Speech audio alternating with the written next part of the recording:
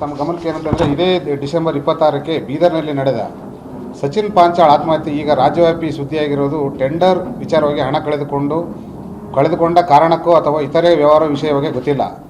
ಒಟ್ಟಾರೆ ಮನನೊಂದು ಆತ್ಮಹತ್ಯೆ ಮಾಡಿಕೊಂಡಿರೋದು ಸಮಾಜಕ್ಕೆ ಬಹಳ ನೋವಿನ ಸಂಗತಿ ಆಗಿದೆ. ಸಾವನ್ನಪ್ಪಿದ್ದರೆ ಬೇರೆ ಸಮುದಾಯ ಜಾತಿಗಳು ಸುಮ್ಮನಿರ್ತಿದ್ದೇವೆ, ರಾಜ್ಯವ್ಯಾಪಿ ಒತ್ತಿ ಉರಿತಿದ್ದಲ್ವೇ? ಅಂದರೆ ಏನು ನಮ್ಮಲ್ಲಿ ಧ್ವನಿ ಇಲ್ಲ, ಯಾವುದೋ ಒಂದು ರಾಜಕೀಯವಾಗಿ ನಾವು ಶಕ್ತಿ ಇಲ್ಲ ಅಂತ ನಮ್ಮನ್ನು ಈ ಥರ ನಮ್ಮ ಸಣ್ಣ ಸಮುದಾಯ ಎಲ್ಲೋ ಒಂದು ಎಲೆಮರಿಕಾಯಿ ಸಣ್ಣ ಗುತ್ತಿಗೆಯನ್ನು ಮಾಡ್ಕೊಂಡಿರ್ತಕ್ಕಂಥ ವ್ಯಕ್ತಿ ಮೇಲೆ ಈ ಥರ ಬ್ರಹ್ಮಾಸ್ತ್ರ ಯೂಸ್ ಮಾಡ್ತಾರೆ ಅಂದರೆ ಅದು ಹೆಂಗೆ ಕಂಡಂಗೆ ಮಾತಾಡ್ತಿದ್ದಾರೆ ಬೀದಿಯಲ್ಲಿ.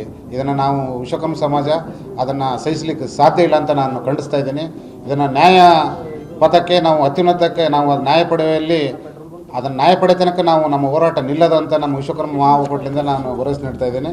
ಬಟ್ ಈಗ ಅವರು ಇವತ್ತಿಗೆ 7-8 ದಿನ ಆಗಿದೆ, ಸೂತಕದ ಛಾಯದಲ್ಲಿದ್ದಾರೆ ಆ ಕುಟುಂಬ. ಬಟ್ ಅವರು ಹೇಳಿದ್ರು, ನಾನು ಮನೆಗೆ ವಿಸಿಟ್ ಮಾಡಿದಾಗ ತುಂಬ ನೋವಾಗ್ತಾಯಿದೆ, ಇಲ್ಲ ಸಲ್ಲದ ಹೆಂಗೆ ತೇಜೋವಧಿ ಥರ ನಮ್ಮನ್ನು ಪ್ರೆಸ್ ಮೀಟ್ ಮಾಡ್ತಾ ಇದ್ದಾರೆ ಕೆಲವು ಪಟ್ಟಭದ್ರ ಹಿತಾಸಕ್ತಿಗಳು, ಕೆಲವು ಕೋಮಿನವರು ಅಂತಂದು ಹೇಳಿದರು. ಈ ಸಮಾಜ ಯಾರಿಗೇ ಆಗಿರ್ಬೋದು, ಯಾವುದೋ ಒಬ್ಬ ಸಮುದಾಯದ ಒಬ್ಬ ವ್ಯಕ್ತಿ ಆಗಿರ್ಬೋದು, ಯಾರೋ ವಿರುದ್ಧವನ್ನು ನಡ್ಕೊಳ್ಳೋದಲ್ಲ, ಅಷ್ಟು ಗಂಭೀರವಾಗಿ ಬೀದಿಗೆ ನಿಂದಿರ್ತಕ್ಕಂಥ ಸಮುದಾಯ ಕೂಡ ಅಲ್ಲ. ಇದು ನಮ್ಮ ಸ್ವಾಭಿಮಾನಕ್ಕೆ ಧಕ್ಕೆ ಆಗಿದೆ ಅಂತ ನೀವಾದರೂ ಎಲ್ಲ ಮಾಧ್ಯಮದವರು ಕೂಡ ಅವರ ಸ್ವಗೃಹ ವಿಸಿಟ್ ಮಾಡಿ ಅವ್ರ ಕುಟುಂಬ ಹೇಗಿದೆ ಅಂತ ತಾವು ನೋಡಿದಿರಿ. ಯಾವ ಬಡದಿಸ ಏನೋ ಒಂದು ತುಂಡು ಗುತ್ತಿಗೆದಾರನಾಗಿ ಕೆಲಸ ನಿರ್ವಹಿಸ್ತಾ ಇದ್ದ, ಅಲ್ಲಿ ಕೆಲವು ವಿದ್ಯಮಾನಗಳು ಹೇಗೆ ನಡೆದವು ಏನೋ ನಮಗೂ ಅದು ನಿಗೂಢವಾಗಿದೆ. ಆ ವಿಚಾರವಾಗಿ ಆ ಸಂಪೂರ್ಣ ಮಾಹಿತಿಯನ್ನು ಸಹೋದರಿ ಸುರೇಖ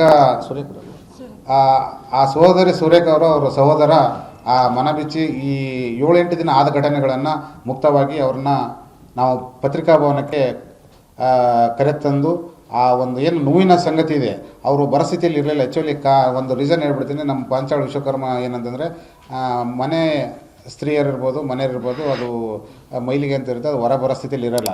ಆದ್ರೂ ನೋಡೋಕ್ಕಾಗದೇ ಒಂದು ಈ ಘಟನೆಯನ್ನು ಮಾಧ್ಯಮದಲ್ಲಿ ನೋಡಿ ಕೆಲವು ಮನಸ್ಸಿಗೆ ನೋವಾಗಿ 2-3 ದಿನ ವಿದ್ಯಮಾನಗಳು ನೋಡಿ ಅವ್ರಿಗೆ ಬೇಜಾರಾಗಿದೆ ಅಂತಂತ ನಾ ಸಹೋದರಿ ನಮ್ಮ ಮುಂದೆ ವ್ಯಕ್ತಪಡಿಸಿದಾಗ ಅವರನ್ನು ತಮ್ಮ ಮುಖಾಂತರ ನಾನು ಮಾತಾಡಿಸ್ತಾ ಇದ್ದೇನೆ. ನಮಗೆ ಒಟ್ಟಾರೆ ನಮ್ಮ ಸಂಘಟನೆಗೆ ನ್ಯಾಯ ಬೇಕು. ಆ ನಿಟ್ಟಿನಲ್ಲಿ ಸಮಸ್ತ ವಿಶ್ವಕರ್ಮ ಸಮಾಜ, ವಿಶ್ವಕರ್ಮ ಮಹಾಒಕ್ಕೂಟ ನಾವು ನ್ಯಾಯ ಸಿಗುವವರೆಗೂ ನಮ್ಮ ಹೋರಾಟ ನಿಲ್ಲದು. ಇದಕ್ಕೆ ಯಾರು ತಪ್ಪಿತರು ಆಗಿದ್ದಾರೆ ಅವರಿಗೆ ಶಿಕ್ಷೆ ಆಗಬೇಕನ್ನೋದೇ ನಮ್ಮ ಒಂದು ಇದು. ಯಾವ ರಾಜಕಾರಣಗಳ ಮೇಲೆ ನಮ್ಮದೇನು ದ್ವೇಷ ಇಲ್ಲ, ಏನಿಲ್ಲ, ನಮ್ಗೆ ಅವಶ್ಯಕತೆಯೇ ಇಲ್ಲ. ನಮಗೇನು ಎಲ್ಲಿ ಏನು ಘಟನೆ ನಡೆದಿದೆ ಆ ಘಟನೆ ನಮಗೆ ಅದು ಸೂಕ್ತ ನ್ಯಾಯ ಸಿಗಬೇಕನ್ನೋದೇ ನಮ್ಮದು ಬಯಕೆ. ಆ ಸಹೋದರಿ ತಮ್ಮ ಮನದಾಳದ ಮಾತನ್ನು ಏನು ನೋವಿನ ಸಂಗತಿ ತಮ್ಮ ಮುಖಾಂತರ ಹೇಳ್ತಾ, ದಯಮಾಡಿ ಇದಕ್ಕೆ ತಾವು ನ್ಯಾಯ ಒದಗಿಸಿಕೊಡ್ಬೇಕಂತ ನಾನು ತಮ್ಮಲ್ಲಿ ವಿನಂತಿಸ್ತಾ ಇದ್ದೀನಿ.